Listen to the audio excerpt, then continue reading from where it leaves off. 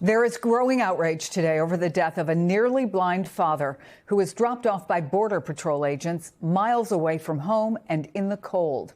Miral Amin Shah Alam was a Burmese refugee. His attorney says he was not only nearly blind, but spoke virtually no English. He had been reported missing by his family and then found dead a few miles away from where he'd been released after a 5-day search. His family says no one ever notified them that he'd been dropped off. I want to bring in the reporter who broke that story, J. Dale Shoemaker of the Investigative Post. Also with us, Eddie Glaude, Princeton University professor and an MS Now political analyst. Dale, I understand the funeral is scheduled for, I guess, less than an hour from now. What can you tell us about the circumstances leading up to his death? Yeah, so a year ago in February, Mr. Shah Alam was out for a walk in his neighborhood. Now, you mentioned that he is nearly blind, and so he was in need of a walking stick. His attorney told me that he was able to make his way down the street to a shop where he purchased a curtain rod. The weather then, this is February in Buffalo in 2025, the weather then turned bad and he got lost in the neighborhood. He ends up wandering into the backyard of a stranger, of a woman's house. Her dog is let loose. He's found in the backyard. I actually, just before I got on this program here, I was watching the police body camera footage from that incident. That shows the officers arriving to the scene, having a confrontation with him, tasering him, beating him, and eventually arresting him. Now, he is taken to the Erie County Holding Center, our local jail, and he is then held there for a year. His attorney told me that he advised the family that bailing him out immediately was not necessarily advisable because ICE had lodged an immigration detainer against him.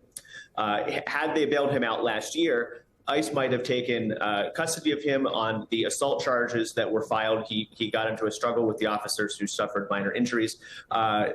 That could have resulted in him being detained out of state or possibly even deported. So they left him in the holding center where his family could visit him at least. And eventually, earlier this year, the district attorney agreed to plea down the charges. Mr. Shah Alam eventually pled guilty to 1 count of trespassing and 1 count of misdemeanor possession of his curtain rod that he had in his hand.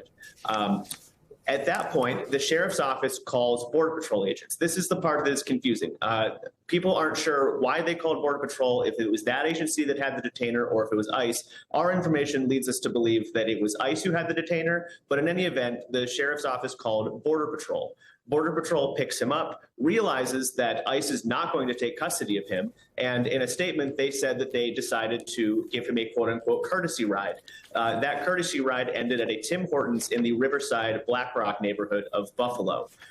He was dropped off there shortly after 8 p.m. Last Thursday, and he was left to wander. The attorneys who I've spoken to who represented the man, they say that they were not notified, and then neither was the family. He then wandered the city for several days, and he was found dead downtown near the Buffalo Sabres hockey arena Wednesday evening. Eddie, I want to start with what we know of the facts. And as a matter of common sense, is it fair to wonder how a man who speaks almost no English and could, in Border Patrol's words, show no signs of disabilities requiring special assistance, how does he accept a ride to a coffee shop? Well, it strains believability, right, Chris? This entire scenario kind of reveals what happens when you dehumanize people.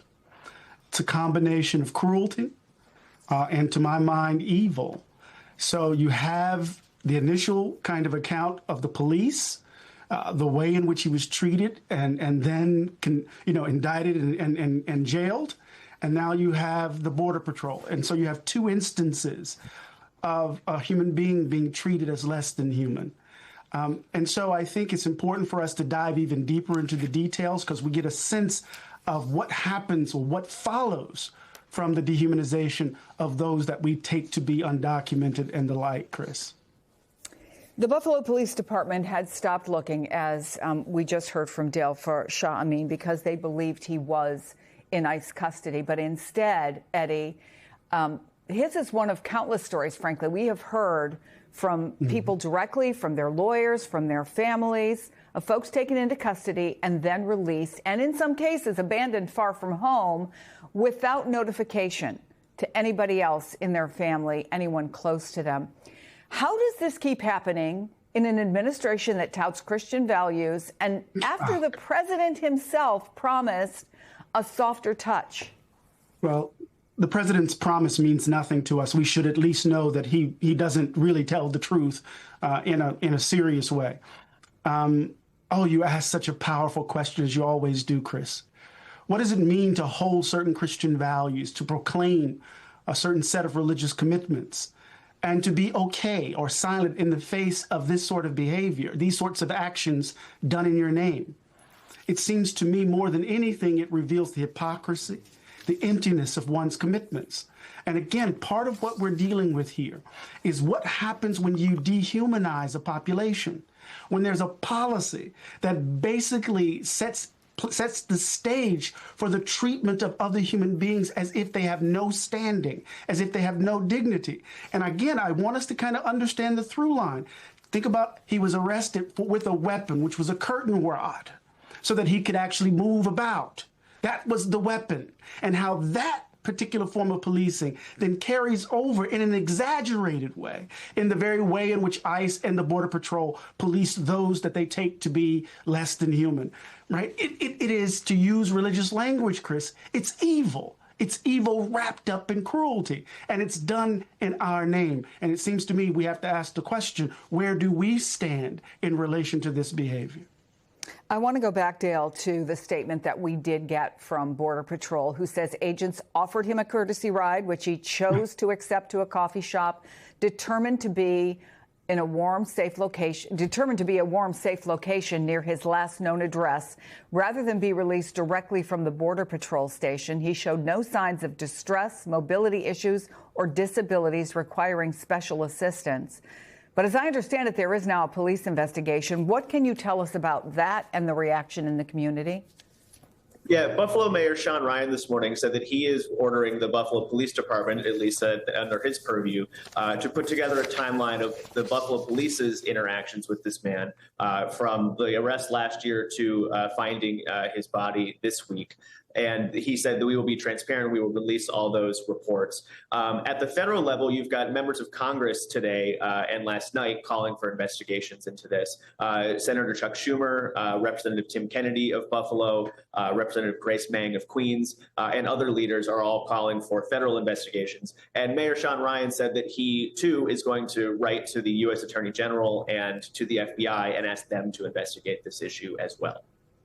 There are lots of great details in your reporting, Dale Shoemaker. Thank you so much for sharing them with us. And always, Eddie Glaude, thank you for being with us as well.